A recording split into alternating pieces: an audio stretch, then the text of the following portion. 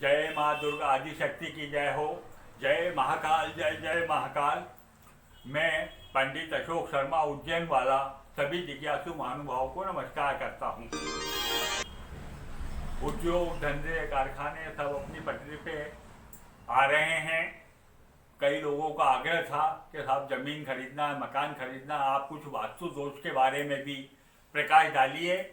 तो मैं आज अपन चर्चा करेंगे वास्तु दोष के बारे में कि अपने को ज़मीन जब खरीदना है तो क्या क्या बातों को ध्यान में रखना चाहिए। तो कुछ लोग तो ज़मीन खरीदते हैं, तो जब वो ज़मीन खरीदें, प्लाट खरीदें, तो ध्यान रखें कि उसके चार कोण बराबर समानांतर हो, माने सभी भुजाएं बराबर हो। किंतु ऐसा हो नहीं पाता है। तो यदि ऐसा नहीं हो पाए तो चौड़ाई जो है उससे लंबाई दुगनी हो, इतना ध्यान रखिए। और आप ये भी ध्यान रखिए कि जैसे कोई जमीन हम खरीदते हैं, प्लाट खरीदते हैं, तो वो चार कोने वाला हो। चार कोने वाला हो तो उसको चार कोण वाला मकान कहते हैं, या चार कोण वाला जमीन प्लाट कहते हैं। उसमें चार कोण कौन कौन से होते हैं कि जैसे पूर्व साइड वाला भाग, तो पूर्व और उत्तर वाला कोना वो ईशान कोण कहलाता है, जहाँ देवताओं का वास माना जाता है। और पूर्व दक्षिण वाला कोना वो आग्नेय कोण कहलाता है, वहाँ अग्निदेव का वास माना जाता है। और दक्षिण और पश्चिम वाला कोना वो ऋष्यक्ष कोण कहलाता है।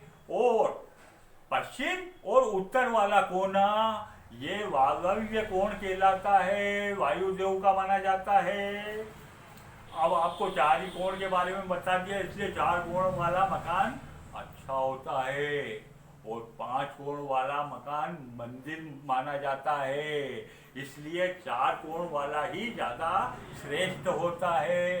अब यदि अपन फ्लैट की बात करें तो फ्लैट तो वो बना बनाया मिलता है और उसमें वास्तु दोष हो सकता है, क्योंकि बिल्डर जो है वो तो नक्शे के हिसाब से सभी के एक सरीके बना देता है और उसमें आपको भूमि पूजन का भी अवसर नहीं मिल पाता है।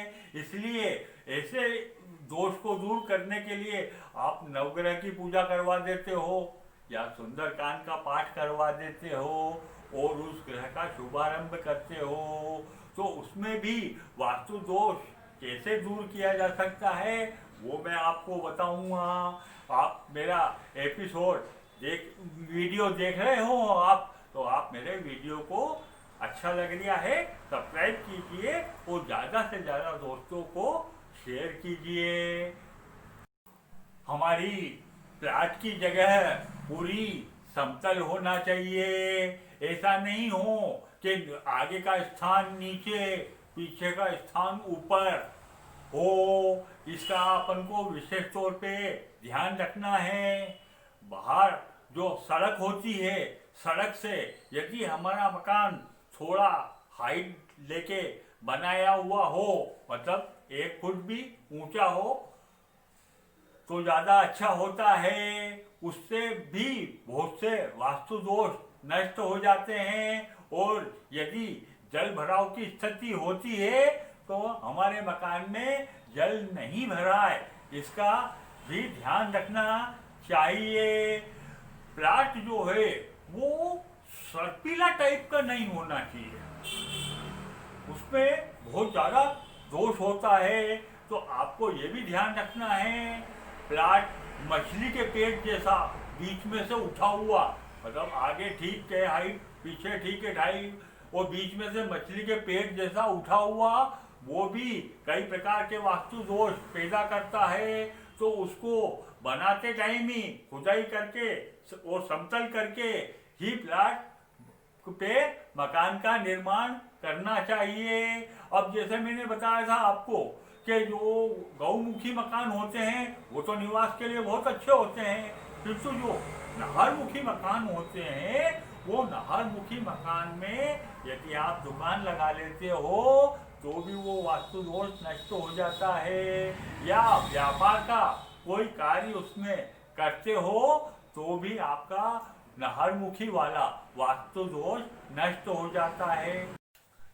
जब हम मकान प्लाट प्लाट खरीद लेते हैं, जैसा कि मैंने बताया उसको ध्यान में रखते हुए, तो इन चार ही कोणों में हमको क्या क्या चीज़ें किस प्रकार से बनाना चाहिए, और आप आर्किटेक्ट जो नक्शा बनाता है उसको कैसे क्या बताओगे, वो मैं आपको बताता हूँ। कि जो ईशान कोण है जहाँ देवताओं का वास है, कुछ जमीन छोड़ के आप जो है वहाँ पर ठाकुर जी का स्थान बना सकते हैं। और जो आग्नेय कोण है, जो पूर्व और दक्षिण वाला कोना है, वहाँ आग्नेय कोण में आप रसोई घर बनवा सकते हैं। और ऋषेत्र कोण, वहाँ पर आप ऋषेत्र कोण के वहाँ पर आप अतिथि गृह बना सकते हैं।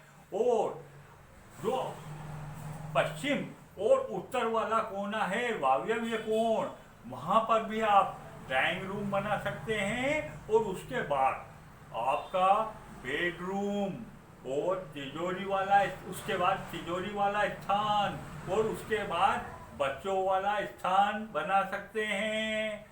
जब आप प्लाट में या तो बोरिंग करवाते हैं या कुआं खुदवाते हैं, तो ये ध्यान रखिए आप कि जो मंदिर वाला स्थान, ठाकुर जी वाला स्थान रखा है, उसके आसपास ही आपको कुआं खुदवाना है या बोरिंग करवाना है।